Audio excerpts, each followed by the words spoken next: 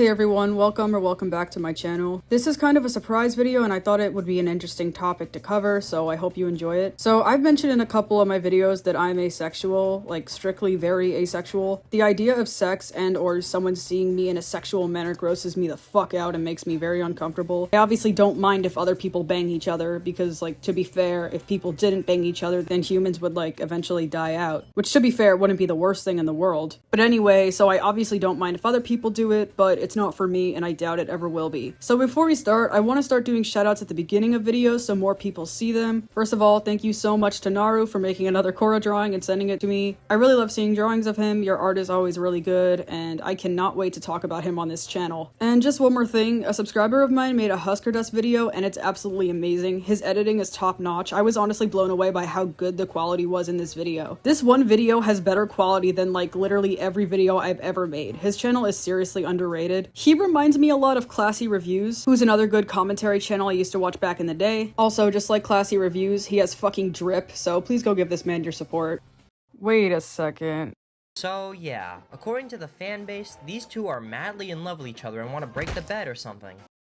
And they fuck later, like who knows? That was my joke, you fucking joke-stealing traitor, how dare- Nah, I'm just kidding. So anyways, with all that aside, now let's get into the video. Asexuality. There are tons of misconceptions about it, and honestly, this show doesn't really help that. So far, there are 3 confirmed asexual characters in the Helluverse: Alastor, Mammon, and Octavia. So I'm not really gonna focus on Mammon or Octavia here, because in my opinion, Octavia really hasn't gotten enough screen time or character development to really determine whether she's good ace rep or not. I mean, I like Octavia, I think she's a sweet character, but again, like, I don't think we've gotten the time to see her representation as an ace character to say whether she's good rep or not. And side note, after it was revealed that Octavia is ace, the dirty talks that Solus has on the phone with Blitz with her in the room are just so much more uncomfortable now. Yes, if I can find a way to diss Solus in a video that has nothing to do with him, I absolutely will.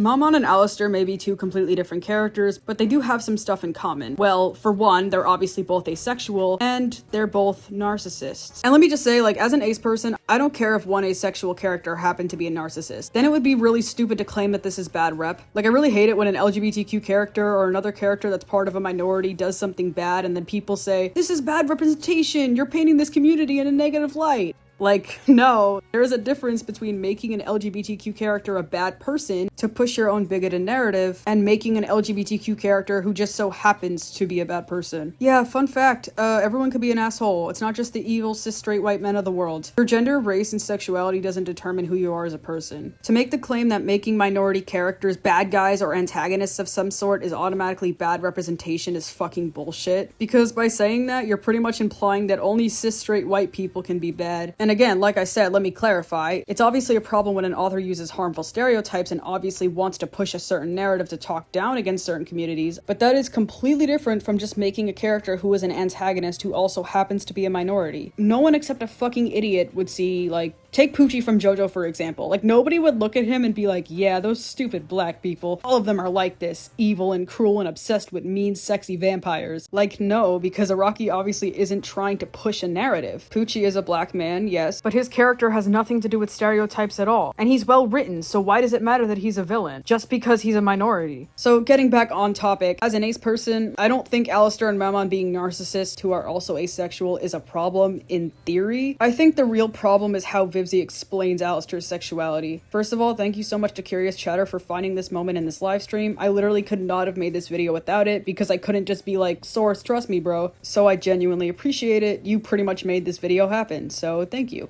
The girl 333, Viv, is Alastor asexual? Wait, you cut out. Oh, I did? Sorry. Is Alastor asexual is the question. Oh, okay. Yes. Cool. Yes. Very fast. Cool. But I don't think he even realizes that term though. So that the fact that like someone's like, "Hey, you're asexual," like what? That's why he's confused. I don't think he knows what it means. But yeah, that was very in character. But I yeah, figure if anything is like past like the 1920s, I'm just like, I don't know. Yes, exactly. Exactly. Let's see. $10 from Justin Savala. I have a question involving Alistar and Viv the creator. Does Alistar have a love who is possibly just as powerful or possibly evil as him? If not, what are your thoughts of having a love Alistar? That's true. He could technically, he doesn't have to be aromantic. Does he have a love? But yeah, so no. Does he have a I mean, love? no. As of right now, no.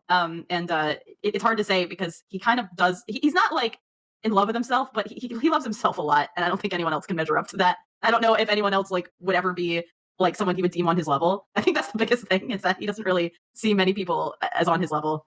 Again, sorry for repeating myself, but I don't think it's fair to automatically say that making an asexual person narcissistic is bad representation. However, with the way she talks about Alastor here, it's kind of questionable. She's basically implying that, oh, well, he's only asexual because he's in love with himself. I do think it's kind of funny that 2 out of the 3 asexual characters in this series happen to be narcissists. I feel like Vivzie honestly just said too much here. If she had just said, oh yeah, Alastor is asexual, and just left it at that, I think it would have been fine. Because again, like I said, there's a difference between making a character asexual because they are a narcissist and making an asexual character who just so happens to be a narcissist. And something also important, I think, in this live stream is that Edward Bosco, the voice actor for Alastor in the pilot, says Alastor doesn't have to be aromantic, and Vivzie does not correct him. Let's see, $10 from Justin Savala. I have a question involving Alistar and Viv the creator. Does Alistar have a love who is possibly just as powerful or possibly evil as him? If not, what are your thoughts of having a love Alistar? That's true. He could technically, he doesn't have to be aromantic. Does he have a love? And I'm not saying that this confirms that Alastor isn't aromantic, but like, come on, I feel like if he was, Vivzie would have corrected him and said, oh no, Alastor is aromantic and asexual, or something like that. So the fact that she didn't correct him leads me to believe that Alastor is not aromantic, meaning he can experience romantic attraction, he just doesn't experience sexual attraction. And that's why it kind of bothers me when the fandom gets mad about people shipping other characters with Alastor, because he was never confirmed to be aromantic, he was only confirmed to be asexual. Okay, yeah, I understand it when people are like, yeah, it's kind of fucked up for you to make lewd art of Alastor ships when he's asexual. That I completely agree with. But if people just want to ship Alastor with other characters, why should that be a problem? He was never confirmed to be aromantic. People are just assuming shit now. If Alastor had been 100% confirmed to be aromantic, then yeah, people shipping him with other characters would be aggravating, because all sexualities deserve to be respected the same. So it really kind of pisses me off that people are getting mad over something that wasn't even confirmed to be true. And random side note, I feel so damn bad for Alastor for having to deal with Angel flirting with him about sex when he's asexual. I swear, if you film me going at it with Mr. Fancy Talk Creepy Voice here, you'd be rolling in participants willing to stay at this tacky hotel. Never going to happen. And I also find it really ironic how people were laughing about this scene and saying that it's funny. Yeah, because making people uncomfortable is funny, I guess. But remember, that only applies to certain characters, guys. When Val makes Angel uncomfortable, that's not funny. But when Angel makes Alastor uncomfortable, it's hilarious. Yeah, so in summary, as of now, because Alastor has only been confirmed to be asexual, I don't mind when people ship him with other characters. Like, you know, people can date and not have sex, right? Be mad all you want, but I personally ship Alastor with Rosie. I think that they're really cute together. I've mentioned this in my Alastor video, but Alastor doesn't like to be touched, yet he seems more than comfortable around Rosie and lets her touch him. Also, the smiles he gives her seem more genuine and less forced. Like, look at the difference. He definitely looks happier in the picture on the right. I mean, yeah, I'm not saying they have to get together. They're fine as just friends, but I think as a ship, they are cute and have potential. But anyway, I'm kind of iffy about Alastor being asexual just because of the way Vivzie explains it. And as for the other 2 asexual characters, Mammon and Octavia, like I said before, I feel like we haven't really seen enough of them to really say if it's good representation or not.